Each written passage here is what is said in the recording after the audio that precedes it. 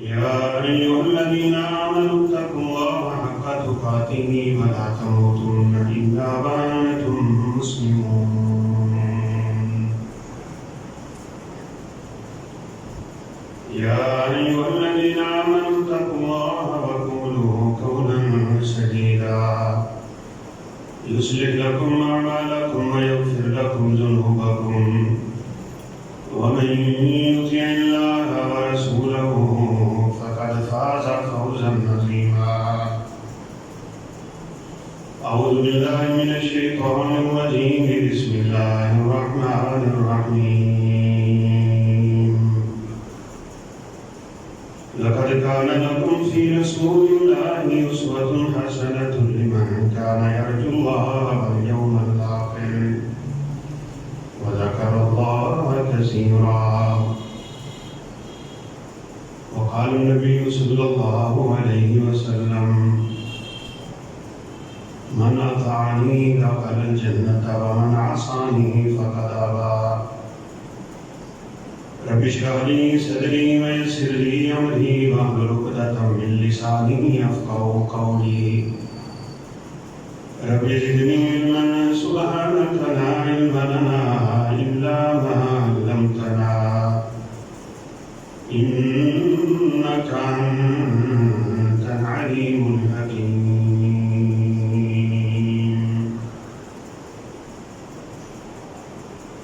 مصور کھینچ وہ نقشہ کہ جس میں اتنی صفائی ہو.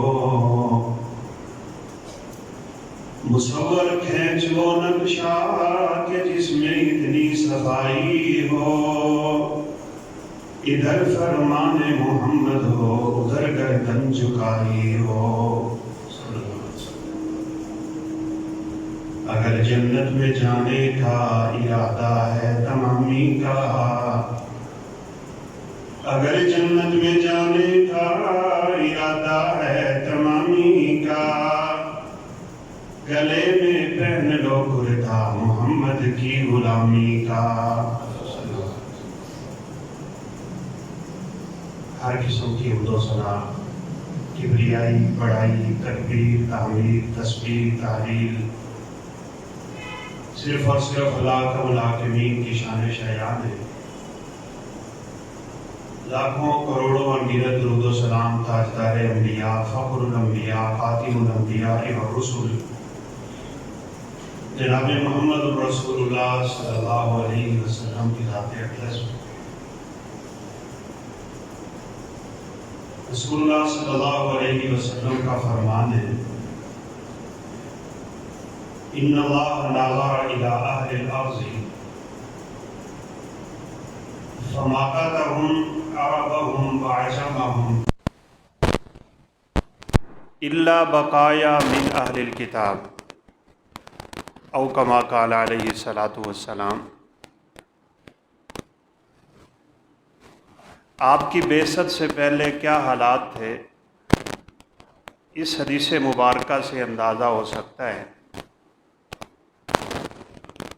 آپ صلی اللہ علیہ وسلم نے فرمایا کہ اللہ رب العزت نے پوری دنیا کے لوگوں کو دیکھا، عرب کو بھی عجم کو بھی. فماقتهم، پوری دنیا کے لوگوں کی حالت یہ تھی کہ وہ اپنے رب کو ناراض کر بیٹھے تھے. یا دوسرا معنی یہ بھی ہو سکتا ہے کہ اللہ ان سب پہ ناراض تھا اور اپنا عذاب نازل کرنے کا ارادہ کر رہا تھا. سوائے اہل کتاب کے چند نیک لوگوں کے پوری دنیا کے لوگوں کا یہ حال ہے کہ وہ رب تعالیٰ کی ناراضگی میں زندگی بسر کر رہے تھے. پھر اللہ تعالیٰ نے امت اسلامیہ پہ بالخصوص اور انسانیت پہ بالعموم یہ احسان کر دیا کہ اپنا آخری پیغمبر مبعوث فرمائیں. وہ کیا تھا چند سالوں میں کہ جن لوگوں پہ اللہ ناراض ہیں، وہ رب کو ناراض کر بیٹھے ہیں، اللہ ان پہ ناراض ہے، انہی لوگوں کے لیے تھوڑے ہی عرصے میں جنت سے بشارتیں آنے لگیں، رضی اللہ عنہم ورضوا عنہ۔ اللہ ان پہ راضی ہو گیا ہے اور یہ رب پہ راضی ہو گئے۔ وہ کون سا ایسا انقلاب ہے کہ چند سالوں میں اللہ رب العزت نے پوری دنیا کی کایا پلٹی ہے؟ سامنے رہنے کی بات ہے، ایک دفعہ چند صحابہ نے رسول اللہ صلی اللہ علیہ وسلم سے ایک گزارش کی تھی کہ رب کے حبیب، ہمیں آپ سے بڑی شدید محبت ہے اور اس محبت کا ہم اظہار بھی کر دیتے ہیں آپ سے۔ صحابہ آپ سے کہہ دیا کرتے تھے انی احبک فی اللہ، میں اللہ کے لیے آپ سے محبت کرتا ہوں۔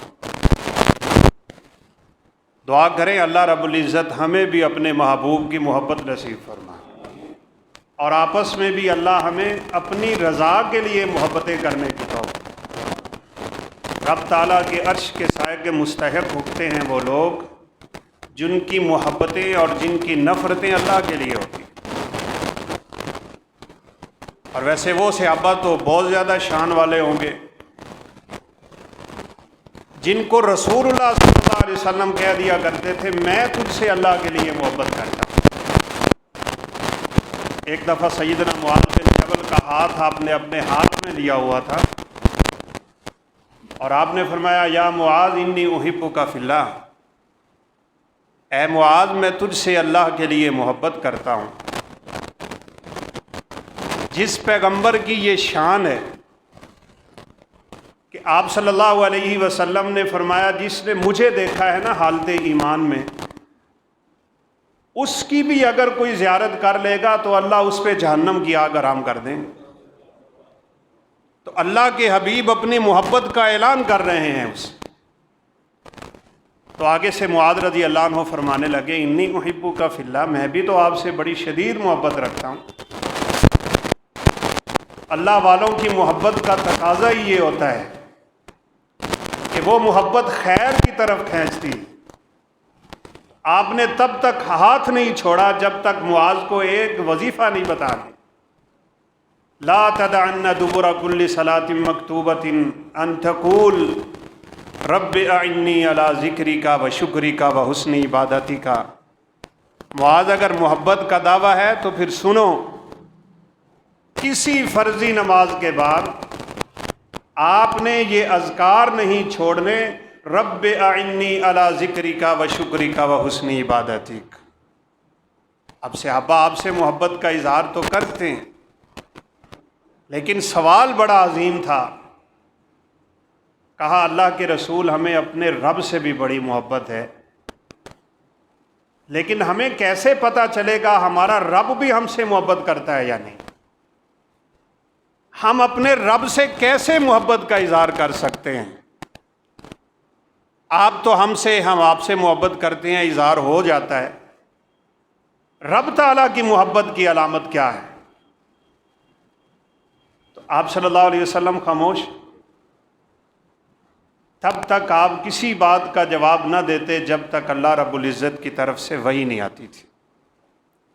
تو اللہ تعالیٰ نے قرآن اتارنی، قل ان کنتم تحبون اللہ فاتبعونی یحببکم اللہ۔ یہ دیکھنا چاہتے ہیں کہ اللہ ان سے محبت کرتا ہے یا نہیں؟ میرا پیغمبر اعلان کر، قل ان کنتم تحبون اللہ فاتبعونی، مجھ سے محبت کا دعویٰ رکھنے والو، اگر تم چاہتے ہو تمہارا رب تم سے محبت کرے تو میری فرما برداری کیا کرو۔ یحببکم اللہ، تم میری اطاعت کرو گے اللہ تم سے محبت کریں گے۔ یہ اطاعت تھی کہ جس نے چند سالوں میں دنیا میں انقلاب بپا کر دی۔ بعض چیزیں تو پڑھ کے سن کے اور انسان حیران رہ جاتا ہے۔ سیدنا عمر فاروق رضی اللہ تعالیٰ عنہ کی چاہت پہ اور طلب پہ اللہ تعالیٰ نے کئی آیات نازل کی ہیں، ان میں سے ایک پردے کی آیات۔ آپ صلی اللہ علیہ وسلم نے تو عورتوں کو حکم نہیں دیا تھا، کیونکہ اللہ کا حکم نہیں۔ اب بار بار جب عمر فاروق رضی اللہ تعالیٰ عنہ کے دل کی خواہش ابھری تو اللہ تعالیٰ نے قرآن اتار دی، یا ایھا النبی قل لازواجک وبناتک ونساء المؤمنین یدنین علیہن من جلابیبہن۔ اطاعت دیکھیے، فرما برداری دیکھیے۔ اے پیغمبر اپنی بیویوں کو، بیٹیوں کو اور مومنہ عورتوں کو کہہ دیں، یدنین علیہن من جلابیبہن، یہ جلباب پہن کے اپنے گھروں سے آج کے بعد نکلا کریں گے۔ جلباب اس چادر کو کہتے ہیں جو سر سے لے کے عورت کے پاؤں سے نیچے جا رہے ہیں۔ اب صحابیات کے پاس تو کپڑے نہیں، اس طرح کی چادریں نہیں تھیں۔ انصار کی ساری عورتیں مسجد نبوی میں فجر کی نماز پڑھا کرتی ہیں۔ یہ حکم ان کے خامندوں نے عشاء کی نماز کے بعد جا کے سنایا ہے کہ قرآن نازل ہو گیا ہے، تمہارے بارے ایک نیا حکم آ گیا ہے، اور وہ یہ کہ آج کے بعد ایمان والی عورت پوری کی پوری چادر میں لپٹ کے گھر سے باہر نکلے۔ عورتوں کو فکر لاحق ہو گئی، نماز پہ بھی نکلنا ہے اور چادر بھی نہیں۔ روایت بتاتی ہے اسے اطاعت اور فرما برداری کی اعلیٰ مثال کہتے ہیں۔ گھر کی ساری چادریں اکٹھی کر کے، چھوٹے چھوٹے کپڑے اکٹھے کر کے، ان صحابیات مبشرات نے پوری رات لگا کے، کپڑے کو کپڑے سے ٹانکا لگا کے اتنی لمبی چادر بنائی تھی کہ یہ فجر پہ نکلی تھی تو ساری کی ساری مومنہ عورتوں نے چادریں اوڑھی ہوئی تھی۔ ایسے نہیں انقلاب وفا ہوا۔ چاہتے ہم بھی ہیں ہمارے حالات بدل جائیں، لیکن اللہ کے رسول کی فرما برداری کا وہ جذبہ نظر نہیں آتا ہے۔ ایک دفعہ تو یقین مانے کمال ہی ہو گئی تھی، جب سورہ بقرہ کی آخری آیات کا نزول ہوا نا، ان تبدوا ما فی انفسکم او تخفوہ یحاسبکم بہ اللہ۔ کسی چیز کا تم اظہار کرو یا اس کو چھپاؤ، دل میں تمہارے ہو، اللہ قیامت کے دن تمہیں اس پہ پکڑ لے۔ بہت سخت آیت تھی صحابہ کرام۔ دلوں میں اٹھنے والے خیالات پہ بھی اللہ عذاب دے گا، کیسی عجیب بات ہے۔ رسول اللہ صلی اللہ علیہ وسلم کی خدمت میں حاضر ہو کے کہنے لگے کہ یہ کیسے ممکن ہے، ہم میں سے کون ہے جس کے دل میں خیال نہیں آتے؟ کیا ہمارا رب ہمیں میرے خیالوں پہ بھی پکڑے گا؟ یہ تو بڑی سخت بات ہے اللہ کے رسول۔ اب صحابہ کرام نے یہ بات کی تو رسول اللہ صلی اللہ علیہ وسلم کا چہرہ انور بدل گیا۔ آپ نے فرمایا تم موسیٰ کی قوم کی طرح اعتراض کرنے لگ گئے ہو، سوالات کرنے لگ گئے ہو۔ ایمان والوں کی یہ حالت نہیں ہوتی۔ بندہ مومن کی شان یہ ہے کہ اس کی زبان پہ سمعنا واطعنا ہوتا ہے، ہم نے سنا اور ہم نے مانا، بس۔ یہ جو حدیث رسول صلی اللہ علیہ وسلم کے سامنے عقلوں کے گھوڑے دوڑانے والے ہوتے ہیں نا، یہ گمراہ لوگ ہوتے ہیں، آگے عذر پیش کرنے والے، بہانے تلاش کرنے والے۔ کس چیز کا بہانہ اور کس چیز کا عذر؟ ایمان والوں کی حالت بس ایک ہی ہے، سمعنا واطعنا۔ اور رب ذوالجلال کی قسم ہے یہی وہ چیز تھی کہ جنہوں نے ان لوگوں کو کہ جن پہ عذاب نازل ہونے والا تھا جنت کی بشارتیں دیں۔ عمر فاروق رضی اللہ تعالیٰ عنہ نے ایک دفعہ کھڑے ہو کے اعلان کر، ان کی اپنی خلافت کا زمانہ ہے، نکاح کے موقع پہ عورتوں نے بڑی زیادہ مقدار میں حق مہر طلب کرنا شروع کر۔ تو عمر فاروق رضی اللہ تعالیٰ عنہ نے عورتوں میں اعلان کر کہا آج کے بعد میں حق مہر مقرر کر رہا ہوں۔ یہ حق مہر کی زیادہ مقدار لوگوں کو نکاح سے محروم کر رہی ہے۔ ابھی الفاظ عمر فاروق کی زبان میں ہیں رضی اللہ تعالیٰ عنہ. ایک کالی عورت کھڑی ہوئی ہے، غلام لونڈی. کہا عمر تو کون ہوتا ہے ہمارا حق مہر مقرر کرنے والا؟ اللہ رب العزت نے نہیں کیا، رب کے رسول نے نہ کیا، تجھ سے پہلے ابو بکر صدیق گزرے اور اس نے نہ کیا. آپ کو کیا حق حاصل ہے کہ آپ ہمارا حق مہر مقرر کر رہے ہیں؟ اللہ تو کہتے ہیں علی الموسع قدرہ وعلی المقتر قدرہ، طاقت والا طاقت کے مطابق دے دے، تنگ دست اپنی تنگ دستی کو دیکھ کے دے دے. اللہ اکبر. خلیفۃ المسلمین، امیر المومنین، 22 لاکھ مربع میل سے زیادہ پہ حکومت کرنے والا، جس کے ایمان کی گواہیاں رب تعالیٰ نے دی ہوں، جس کی زبان پہ حق جاری ہوتا ہو، جس کے بارے میں سرور کائنات نے کہہ دیا ہو میرے بعد اگر دنیا میں کوئی نبی ہوتا تو عمر فاروق ہوتے. کہا پہلی امتوں میں ایسے لوگ ہوا کرتے تھے جن کے دل میں اللہ رب العزت اپنے پیغامات ڈال دیا کرتا تھا. میری امت میں عمر فاروق رضی اللہ تعالیٰ عنہ، جن کو دیکھ کے شیطان رستے چھوڑتا ہے، جن کو دیکھ کے کیسر و کسرا کی ٹانگیں کانپ جایا کرتی تھیں. اس عورت کی بات سن کے عمر فاروق نے سر جھکا کے کیا الفاظ کہے تھے، اطاعت خداوندی اور فرمائے برداری اسی کا نام ہے. جب حدیث سامنے آ جائے، جب رب کا فرمان سامنے آ جائے، انسان اپنی عقل دوڑانا بند کر دے. کہنے لگے اصابت المرأۃ واخطأ الرجل، وہ لوگوں سن لو، یہ عورت سچ کہہ رہی ہے، میں بندہ ہو کے غلطی کھا گیا ہوں، کوئی حق مہر مقرر نہیں ہے. رب تعالیٰ کے حکم کے مطابق تم جتنا چاہو حق مہر ادا کر سکتے ہو.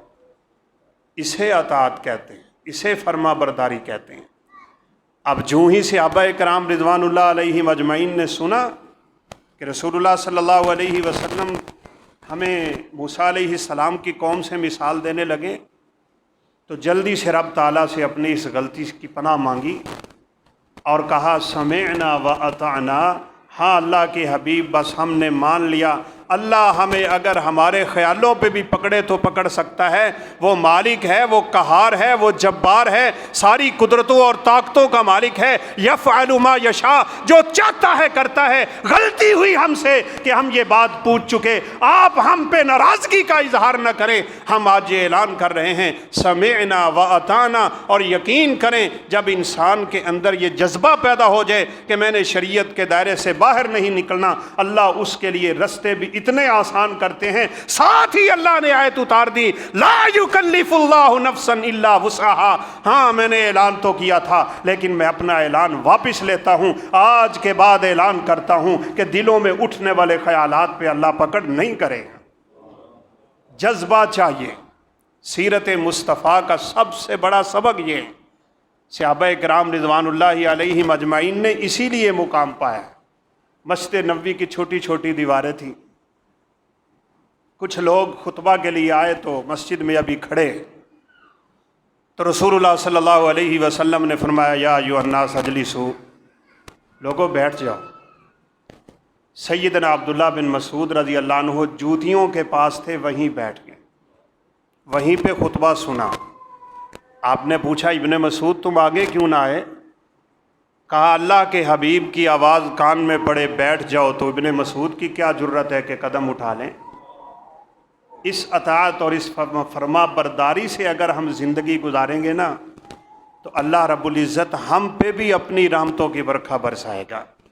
کسی نے ایک دفعہ سیدنا علی رضی اللہ تعالیٰ عنہ کو صحرا میں دیکھ لی، آسمان کی طرف نظر اٹھا کے مسکرا رہے تھے اور گھوڑے پہ سوار تھے. تو دیکھنے والے نے کہا علی یہ کیا ہے؟ کوئی نہیں جس سے آپ نے کوئی بات کی ہو، جس کو دیکھ کے آپ مسکرائے ہوں. آخر یہ ماجرا کیا ہے؟ آپ سواری پہ سوار ہیں، بندہ کوئی نہیں ہے، اور یہ آپ کیا کر رہے ہیں؟ آسمان کی طرف نظریں اٹھا کے آپ مسکرائی جا رہے ہیں. کہا ایک دفعہ میں اپنے پیغمبر کے ساتھ یہاں سے گزرا تھا، میرے رسول سواری پہ سوار تھے، جبریل امین نازل ہوئے تھے. جبریل کو دیکھ کے میرے پیغمبر نے آسمان کی طرف نگاہ کی تھی، آپ کے لبوں پہ مسکراہٹ آئی تھی. علی جب بھی یہاں سے گزرے گا اس سنت کو ادا کر کے گزرے گا. اس کو تو حالانکہ سنت زائدہ کہا جاتا ہے علماء کی اصطلاح میں. ایک تو وہ سنتیں ہیں نا جو ہماری عبادت کی شرع کے طور پہ آپ سے ثابت ہیں، وہ تو ہم نے کرنی ہی کرنی ہے، وہ تو ہم پہ واجب ہوتی ہیں۔ دوسری وہ سنتیں ہیں جو اللہ کے حبیب صلی اللہ علیہ وسلم سے بطور بشر سرزد ہوئی ہیں، لیکن کمال لوگ ہیں یہ، ان سنتوں کو بھی اس قدر اپنے اندر پیدا کیے ہوئے تھے۔ آج بھی آپ چلے جائیں مسجد نبوی کے 5 نمبر دروازے کا نام باب النساء ہے، سلام پڑھ کے نکلے تو پیچھے باب جبریل ہے اور اس سے اگلا دروازہ باب النساء ہے، عورتوں والا دروازہ۔ آپ صلی اللہ علیہ وسلم نے صحابہ سے مشورہ کیا کہ عورتوں کی تعداد بڑھ رہی ہے، کیوں نہ ہو ہم ایک دروازہ ان کے لیے خاص کر دیں۔ دروازہ خاص ہو گیا۔ آپ صلی اللہ علیہ وسلم دنیا سے چلے گئے، عمر فاروق رضی اللہ عنہ نے مسجد کی توسیع کروا دی، عثمان ذو النورین نے اور زیادہ توسیع کروا دی۔ اس توسیع کے بعد یہ دروازہ مردوں کی طرف آ گیا، لیکن عبداللہ بن عمر رضی اللہ تعالیٰ عنہ پوری زندگی اس دروازے سے اس لیے نہیں گزرے تھے کہ میرے پیغمبر نے اس کو عورتوں کا دروازہ کہا ہے۔ لوگ دیکھا کرتے تھے کیا شان ہے، آپ ہر ہفتے قباء پیدل جاتے، ابن عمر پوری زندگی جایا کرتے تھے۔ اگر آج ہم چاہتے ہیں نا، آج ہمارے حالات بڑے سخت ہیں، اللہ تعالیٰ ہمارے حالات پہ رحم فرمائے، ہوتا ہی تب ہے بھائی، سیدھی بات ہے، کتبت الذلۃ والہوان علی من خالف سنتی۔ رسول اللہ صلی اللہ علیہ وسلم نے فرمایا جس امت میں یہ عمل ہے کہ وہ میری سنتوں کے تارک ہیں، میری سنتوں کی مخالفت کرتے ہیں، اللہ رب العزت ان پہ ذلت و رسوائی لکھ دیتا ہے، ان کے لیے ان کا حق اور مقدر بن جاتی ہے۔ یہ تب تک اٹھے گی نہیں حتیٰ ترجعوا الی دینکم، جب تک تم اپنے دین کی طرف واپس نہیں جاؤ گے، اللہ یہ ذلتیں نہیں اٹھائیں۔ اس لیے آج بڑی ہی اشد ضرورت ہے کہ ہم رسول اللہ صلی اللہ علیہ وسلم کی سیرت کا مطالعہ کریں۔ ویسے تو آپ کی سیرت کے اتنے جوانب ہیں کہ کسی ایک کو بھی اگر پکڑ لیا جائے تو اس کے لیے وقت درکار ہے، لیکن ہمیں یہ دیکھنا ہے آپ صلی اللہ علیہ وسلم بحیثیت معلم کیسے ہیں، آپ بحیثیت خامند کیسے ہیں، آپ بحیثیت کمانڈر کیسے ہیں، آپ صلی اللہ علیہ وسلم کی سیرت مزدوروں کے لیے کیا ہے، عام لوگوں کے لیے کیا ہے، خاص لوگوں کے لیے کیا ہے، آپ اپنے پڑوسیوں کے لیے کیسے تھے، آپ کے ساتھ زیادتی کرنے والوں کے لیے آپ کیسے تھے۔ اس سیرت کے حصے کا مطالعہ کر لینے کے بعد اگر ہم اپنے اندر ان سنتوں کو اجاگر کرنا شروع ہو جائیں گے، پیدا کرنا شروع ہو جائیں گے، اللہ رب العزت کی قسم اٹھا کے کہتا ہوں اللہ ہمارے لیے آسمان سے برکتوں کے دروازے کھول دے۔ ہماری مائیں بہنیں بیٹیاں بھی سن رہی ہیں، رسول اللہ صلی اللہ علیہ وسلم گھر میں کیسے تھے۔ ایک دفعہ کسی نے سوال کر لیا عائشہ رضی اللہ تعالیٰ عنہ سے کہ آپ صلی اللہ علیہ وسلم کا گھر میں رویہ کیسے ہوتا تھا، تو کیا فرماتی ہیں کان فی محنت اہلہ، ساری کائنات کا رسول ہو کے، رب کا محبوب ہو کے، سید الکونین ہو کے، سید البشر ہو کے، آسمانوں پہ معراج کی رات اللہ سے ہم کلام ہونے والا، جبریل امین کے ساتھ سفر کرنے والا، آتیناک الکوثر کی فضیلتیں پانے والا، جس کے مقام کو کوئی نہ پا سکے، وَرَفَعْنَا لَكَ ذِكْرَكَ أَلَمْ نَشْرَحْ لَكَ صَدْرَكَ وَوَضَعْنَا عَنْكَ وِزْرَكَ الَّذِي أَنقَضَ ظَهْرَكَ۔ لوگ کہتے تھے کہ اس کے بیٹے فوت ہو گئے، نام مٹ جائے گا اس کا، اللہ نے آیات اتاری تھی اِنَّا آتَيْنَاكَ الْكَوْثَرَ فَصَلِّ لِرَبِّكَ وَانْحَرْ إِنَّ شَانِئَكَ هُوَ الْأَبْتَرُ۔ یہ آپ کا دشمن بات کر رہا ہے کہ آپ کا نام نہیں رہے گا۔ میرا پیغمبر دنیا تو دنیا ہے، ہم نے جنت کی سب سے اعلیٰ نہر، نہر کوثر کا بھی اگر مالک بنایا ہے تو تجھے بنایا ہوں، تیرا مقام بلند، اتنی شان والا نبی، لیکن گھر میں کیا کرتے ہیں۔ سیدہ عائشہ صدیقہ فرماتی ہیں آپ بکریوں کا دودھ خود دو لیا کرتے تھے، آپ اپنی جوتی کو گانٹھا خود لگایا کرتے تھے، آپ اپنے کپڑوں کو سلائی خود کیا کرتے تھے، گھر والوں کے ساتھ آپ حسن معاشرت کا رویہ کیا کرتے تھے، آپ کے اندر ایک حسن عہد بڑے عظیم ترین طریقے سے پایا جاتا تھا، جو آج امت مسلمہ میں مفقود ہو چکا۔ حسن عہد کا مطلب یہ ہے کسی نے آپ کے ساتھ تھوڑا سا بھی احسان کیا ہو نا، آپ اس کو یاد رکھا کریں، اس کے لیے دعائیں کیا کریں، اس کے احسان کا بدلہ دیا کریں۔ آپ صلی اللہ علیہ وسلم نے فرمایا اگر کچھ بھی دینے کے نہ ہو جزاک اللہ خیرن کی کہہ دیا کرو، اللہ اسی کے بدلے اس کا حق تم سے ساقط فرما دیا کریں گا۔ عائشہ صدیقہ رضی اللہ تعالیٰ عنہ کے سامنے کتنی دفعہ اللہ کے حبیب خدیجہ رضی اللہ عنہ کا ذکر کیا کرتے تھے. ویسے بڑی افسوس کی بات نہیں ہے آج اگر اللہ نہ کرے کسی کی بیوی کو طلاق ہو جائے نا اور وہ نئی شادی کر لے, اپنی پچھلی بیوی کے عیب اپنی دوسری بیوی کو بیان کرتا ہے. وہ دنیا سے چلی جائے, نئی شادی کر لینے کے بعد اس کی خامیاں بیان کرتا ہے. اللہ کے رسول کی سیرت سنو کیا ہے. آپ پوری زندگی اپنی پہلی بیوی خدیجہ کو یاد کیا کرتے تھے. آپ کے گھر میں گوشت آتا تو آپ کہتے خدیجہ کی سہیلیوں کو بھیجو. نیا نیا پھل اترتا مدینے میں آپ کے گھر آتا تو آپ کہتے خدیجہ کی سہیلیوں کو بھیج دو. اور ایک دفعہ تو سیدہ خدیجہ رضی اللہ عنہا کی بہن حالہ آئی تھی, دروازے پہ دستک دی, بولی بھی نہیں کون ہے, اجازت مانگی ہے, دروازے پہ دستک ہوئی. کیسا اللہ کے نبی کا تعلق ہے اپنی بیوی کے ساتھ. آپ نے فرمایا اللہم حالہ, ان کا نام حالہ تھا, یعنی اللہم اجعل حالہ, اے اللہ مجھے پتہ نہیں میرے دروازے پہ کون ہے, لیکن تو ایسا کر کہ حالہ کو میرے گھر لے آ, میں حالہ کو دیکھوں گا, اپنی بیوی خدیجہ کی یاد آ جائیں. اور واقعتاً وہ حالہ تھی رضی اللہ تعالی عنہ. عائشہ صدیقہ تو فرماتی ہیں کہ میں اماں جی خدیجہ کا نام سن کے حالانکہ وہ مجھ سے پہلے دنیا سے چلی گئی, یعنی ابھی نکاح نہیں ہوا تھا چلی گئی, میں اتنی غیرت کھاتی تھی کہ آپ کتنا یاد کریں گے اپنی اس بیوی کو. ایک دن تو میں نے کہہ ہی دیا تھا کہ مجھ جیسی خوبصورت اور جوان کے ہوتے ہوئے آپ اس اماں جی کو کب تک یاد کرتے رہیں گے جس کے شاید آخری عمر میں دانت بھی گر گئے ہوں گے. رسول اللہ صلی اللہ علیہ وسلم نے فرمایا عائشہ تیرا مقام اپنی جگہ پر, خدیجہ ہی ہے, خدیجہ کی فضیلت کو کوئی نہیں پہنچ سکتا. آج ہم دیکھیں نا ہمارا گھر والوں کے ساتھ رویہ کیسا ہے. ہم سیرت پڑھتے ہیں لیکن ہمیں اپنی زندگی میں اس کو اتارنا ہے. وہی رویہ اپنائیں جو سرور کائنات نے اپنے گھر میں رکھا ہوا ہے, گھر والوں سے رکھا ہوا ہے, گھر والیوں سے رکھا ہوا ہے. آپ صلی اللہ علیہ وسلم کبھی بیویوں سے ناراض ہوتے تو مسکرایا کرتے تھے. ہمارے ہاں ذرا کیا ہے دیکھیں, ہم گھر ویسے نہیں اجاڑ بیٹھتے. ہمارے ہاں یقین کرے جتنے فتوے طلاق کے پوچھتے ہیں نا لوگ آ کے, اور جتنے طلاق کے فتوے لیتے ہیں اور کسی مسئلے میں نہیں آتے, چھوٹی چھوٹی باتوں پہ. سیدہ عائشہ صدیقہ رضی اللہ تعالیٰ عنہ ایک دفعہ رسول اللہ صلی اللہ علیہ وسلم سے ناراض ہیں, اونچی اونچی باتیں کر رہی تھیں. دروازے پہ دستک ہوئی, ابو بکر صدیق تھے رضی اللہ تعالیٰ عنہ, باپ سیدہ عائشہ صدیقہ کی. اجازت مانگی, بولے ابو بکر. اب سیدہ عائشہ چاہتی تھی کہ نبی صلی اللہ علیہ وسلم اجازت نہ دیں. اب میری یہ حالت ہے کہ میں آپ سے ناراض ہوں اور میرے چہرے کا رنگ بدلا ہوا ہے, لیکن رسول اللہ صلی اللہ علیہ وسلم نے اجازت دے دی. تشریف لائے اور اپنی بیٹی کو خوب سنائیں. اور یہ بھی یاد رکھیں یہ رسول اللہ صلی اللہ علیہ وسلم کی سیرت بھی ہے, سنت بھی ہے. نکاح کر کے بس بے فکرے نہ ہو جایا کرو, اپنی بیٹیوں کا خیال رکھو. نکاح کے بعد بھی آپ روزانہ علی رضی اللہ تعالی عنہ یعنی فاطمہ بیٹی کے گھر جا کے پوچھا کرتے تھے فاطمہ تہجد پڑھی ہے یا نہیں, علی تہجد کے لیے اٹھے ہو یا نہیں اٹھے. حالانکہ آپ صلی اللہ علیہ وسلم ان کے معاملے میں دخل نہیں دیا کرتے تھے. یہ ساری سیرتیں ہیں ہمارے لیے. ہمارے ہاں تو اللہ معاف فرمائے تھوڑا سا مسئلہ بنے گھر پھون جاتا ہے اور ڈنڈے لے کے آ جاتے. ایک دفعہ آپ گھر گئے, جا کے دروازے پہ دستک دی, پوچھا علی کدھر ہے رضی اللہ تعالیٰ عنہ. تو فاطمہ رضی اللہ عنہ کہنے لگی کہ مجھ سے ناراض ہو کے گھر سے نکل گئے. ہمارے درمیان کوئی بات ہوئی تھی.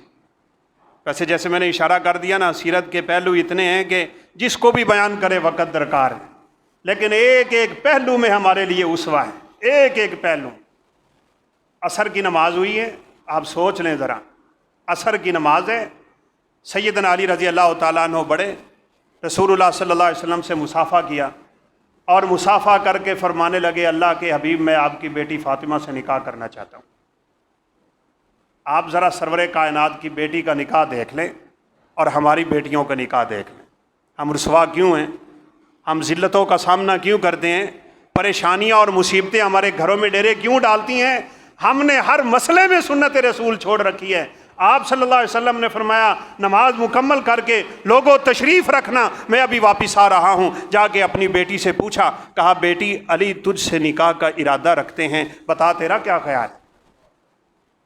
سکتت, فاطمہ خاموش ہو گئی، اور اللہ کے رسول صلی اللہ علیہ وسلم کا فرمان ہے اذن حاسماتها، کنواری لڑکی کا خاموش رہنا اس کی اجازت ہوتا ہے۔ واپس تشریف لائے اور کہا علی تیرا نکاح میں ابھی فاطمہ سے کرنے لگا ہوں، جا اپنے گھر سے کوئی حق مہر تلاش کر کے لے آ، کیا ہے تیرے پاس۔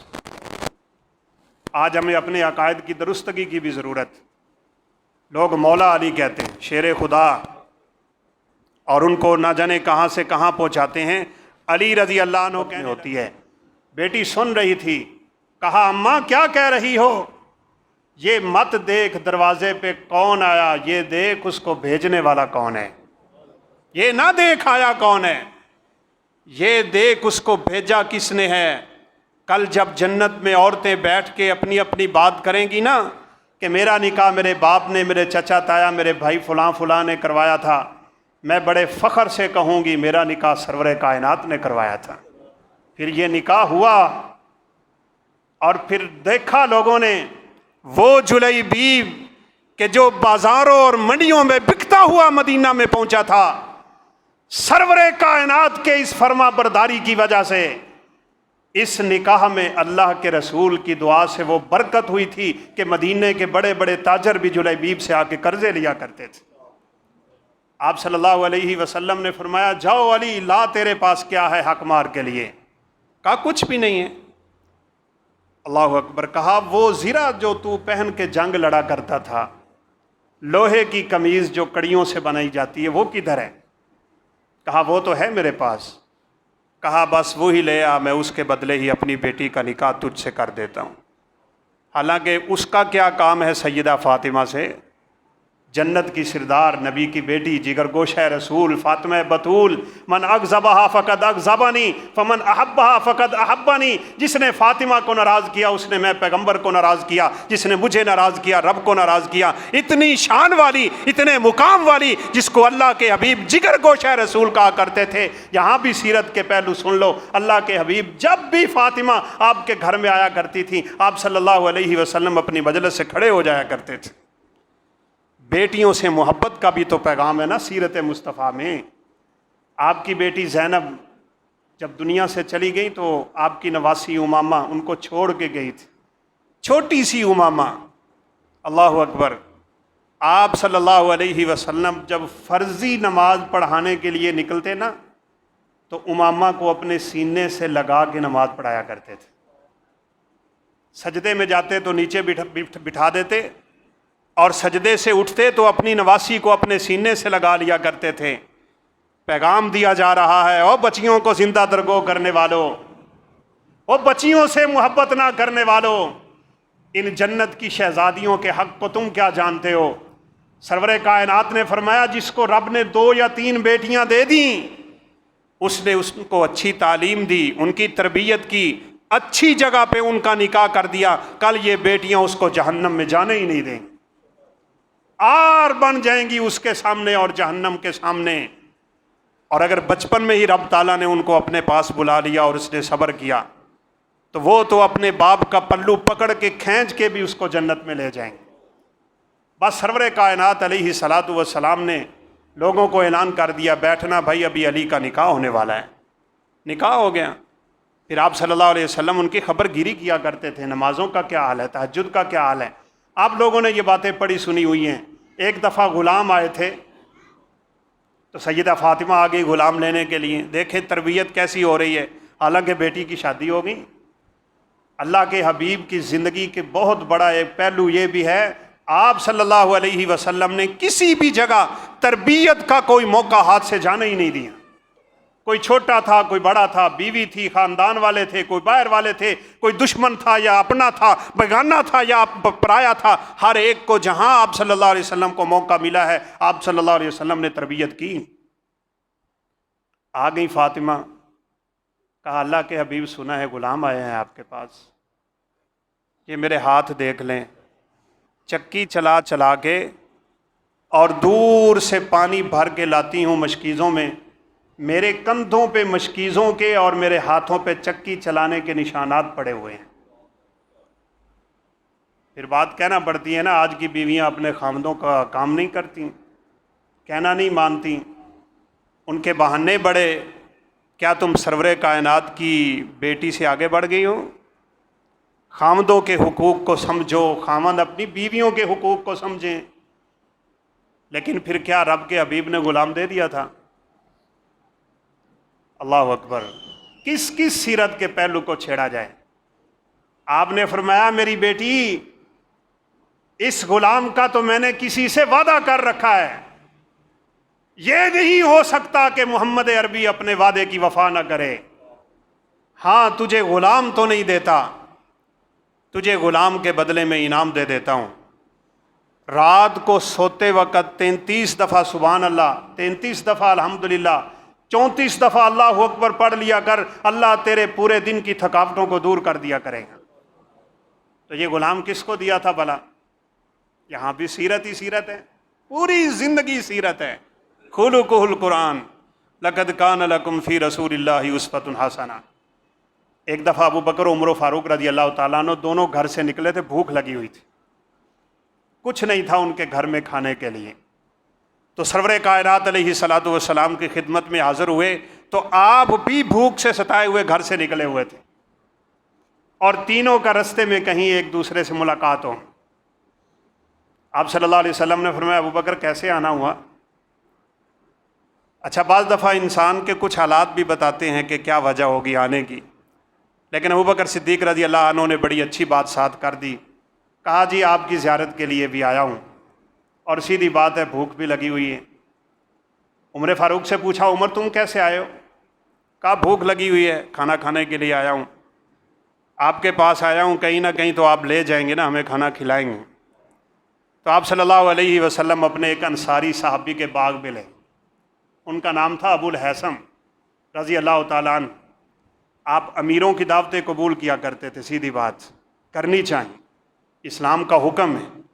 آپ کی زندگی کے خوبصورت رویے ہیں، آپ دعا کریں۔ ایک بڑی ہی خوبصورت کتاب ہے اس موضوع پہ، ہے عربی میں، کیف عاملہم، اللہ کے پیغمبر کا دنیا جہان کے ہر شخص کے ساتھ معاملہ کیا تھا۔ دعا کریں اللہ ہمیں توفیق دے ہم اس کتاب کا ترجمہ کریں اردو میں، کس کس بندے کے ساتھ آپ کا کیسا کیسا معاملہ ہے، بڑی خوبصورت کتاب۔ آپ صلی اللہ علیہ وسلم لے کے چلے گئے، ابو الحیثم کو آواز دی تو ان کی بیوی نے کہا یہ مرحبا۔ کہا کدھر ہیں آپ کے خاوند؟ کہا وہ باغ کی دوسری جانب پانی لگا رہے ہیں۔ دوڑ کے گئیں، کہا آؤ ہمارے باغ میں اللہ کے حضور تشریف لائے ہیں، آج برکتوں کے دروازے کھلنے والے ہیں۔ دوڑ کے آئے، اپنا سامان وہاں پھینکا، آ کے سرور کائنات کو گلے لگایا، آپ صلی اللہ علیہ وسلم کے جسم اطہر کا بوسہ لیا۔ جس نبی کو دیکھنے والوں کو کوئی دیکھتا ہے تو جہنم کی آگ آرام ہوتی ہے، جن کو براہ راست موقع ملے ہوں ان کی شان اور فضیلت اور مقام کا کیا کہنا۔ جلدی سے اپنی چادر اتاری، سرور کائنات کے نیچے بٹھائی، آپ کو بٹھا کے کہنے لگے تشریف رکھیں، بتائیں آپ کیا پسند کریں گے۔ جلدی سے گئے، آپ ذرا ان صحابہ کے رویے چیک کریں، عمدہ کھجوروں کی بجائے ہلکی ہلکی اور ردی قسم کی کھجوریں توڑ کے سرور کائنات علیہ السلام کے سامنے رکھ دیں۔ اب ابو بکر بھی پریشان ہوئے، عمر فاروق بھی پریشان ہو گئے کہ اس کے باغ میں اتنی عمدہ کھجوریں ہیں، اس نے یہ کیا کام کیا؟ عرب لوگ تو مہمان نوازی کی انتہا پہ ہوتے ہیں، سرور کائنات جیسا مہمان جس کے گھر میں آ جائے، رب کی رحمت بن کے آ جائے، آخر اس نے یہ کیوں کیا؟ اس کے پیچھے بھی کوئی راز ہوگا۔ تو آپ صلی اللہ علیہ وسلم نے کہہ ہی دیا، کہا یار تیرے باغ میں اتنی عمدہ کھجوریں اور تو نے یہ کیا کیا ہے؟ کہا میں نے جان بوجھ کے کیا ہے۔ کہا کیوں؟ کہا میں چاہتا ہوں آپ ذرا خود اٹھیں، میرے کھجوروں کے باغ کے درختوں کو ہاتھ لگائیں نا، پتہ چلے برکتوں سے میرے باغ بھرتا کیسے ہے۔ آپ کا ہاتھ لگنا چاہیے میرے کھجور پہ۔ سرور کائنات نے اپنے دست شفقت سے کھجوریں توڑی، میٹھا پانی پلایا، جلدی سے بکرا ذبح کیا، رسول اللہ صلی اللہ علیہ وسلم کو کھانا کھلایا۔ آپ نے فرمایا کام خود کرتے ہو، اتنے بڑے باغ میں غلام نہیں رکھا ہوا؟ کہا نہیں رب کے حبیب کوئی غلام نہیں ہے۔ کہا چلیں میرے پاس آنا، کبھی غلام آئے گا تو تجھے تحفے میں دے دوں گا۔ یہ غلام اسی کے لیے رکھا ہوا تھا۔ آ گئے ابو الحیثم، سامنے دو غلام بیٹھے ہیں، فرمایا یہ دو ہیں، ان میں سے ایک لے لو جو لینا ہے۔ کہا سرور کائنات میں نے تو کھجوریں بھی اپنی مرضی سے نہ توڑی تھیں، غلام کیسے اپنی مرضی سے منتخب کر لوں؟ میں آپ کی پسند پہ اپنی پسند کو ترجیح دیتا ہوں، آپ بتائیں کون سا غلام اچھا ہے، کس کو لے جاؤں؟ قربان جائیں۔ رسول اللہ صلی اللہ علیہ وسلم نے فرمایا اس کو لے جاؤ، میں نے دیکھا یہ نماز بڑی خوبصورت پڑھتا ہے، نمازی ہے یہ، انسان کا نمازی ہونا بھی کیا کمال صفت ہے۔ اس کو ساتھ لے گئے، اللہ والے لوگ تھے، باغ میں داخل ہوئے، بیوی نے کہا سرور کائنات کا تحفہ ہے، اللہ کے رسول کا ہدیہ ہے، وہ اظہار تشکر کے لیے میرے پیغمبر نے مجھے غلام دے دیا، اور بڑی خوشی کی بات یہ ہے کہ سرور کائنات نے اس کی تعریف کی ہے، بڑا نیک ہے، بڑا صالح ہے، نمازی ہے۔ قربان جائیں ان ماؤں پہ جن کی تربیت سرور کائنات کی الفاظ سے ہوا کرتی تھی، فوراً بول کے کہنے لگی او اللہ کے بندے، اتنا عظیم انسان، اتنا نیک انسان، تو اس کو غلام بنا کے رکھے گا، اس کو اللہ کی رضا کے لیے آزاد کیوں نہیں کر دیتا؟ کھڑے کھڑے آزاد کر دیا تھا ابو الہیثم نے، اور سرور کائنات کی اس حدیث کا مصداق ٹھہر گئے۔ آپ نے فرمایا جس نے دنیا میں کسی قیدی کو، کسی غلام کو آزاد کر دیا، اللہ اسے جہنم کی آگ سے آزاد فرما دیں گے۔ بڑا سبق ہے اور بڑا طویل سبق ہے، لیکن صاف ظاہر وقت وسعت نہیں رکھتا اور ہمیں اجازت نہیں دیتا۔ رسول اللہ صلی اللہ علیہ وسلم کی سیرت کا مطالعہ کیجیے، اللہ ہمیں آپ کی سیرت پہ عمل پیرا رہنے کی توفیق دے۔ ایک دفعہ آپ صلی اللہ علیہ وسلم نے دودھ پیا، آپ کی دائیں جانب ایک بچہ بیٹھا تھا، اور آپ کی بائیں جانب ابو بکر اور عمر فاروق رضی اللہ عنہ بیٹھے تھے۔ اب یہ تو آپ کی زندگی کا بہت بڑا سبق ہے نا، آپ جو کہتے تھے وہ کرتے تھے، ہم کہتے کچھ اور ہیں، کرتے کچھ اور ہیں۔